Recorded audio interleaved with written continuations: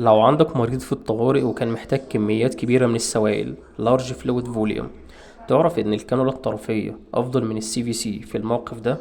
تعال اقولك ازاي. في قانون اسمه قانون بوازوي. القانون ده بيقول ان الانفيوجن فلو معدل التدفق بيعتمد على عاملين. العامل الاول هو الدايمتر، قطر اللاين. كل ما كان قطر اللاين اكبر كل ما الفلو بقى اعلى، يعني العلاقة بين الدايمتر والفلو علاقة طردية. العامل رقم اتنين هو اللينس، طول اللاين. كل ما كان طول اللاين أكبر كل ما الفلو بقى أبطأ، يعني العلاقة ما بين الفلو واللينس اللي هو طول اللاين علاقة عكسية.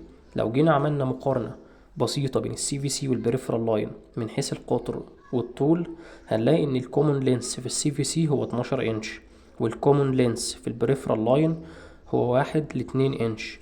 يعني طول السي في سي أكبر من طول البريفرال لاين. لو جيت للدايمتر هتلاقي ان الدايمتر بتاع الكانولا الطرفية، خاصة لو كانت 16 جوج او 14 جوج، اكبر من الدايمتر بتاع السي في سي. وبناء على الكلام ده نستنتج ان الفلو في البريفرال لاين اسرع من الفلو في السي في سي سنترال فينس كاسيتر.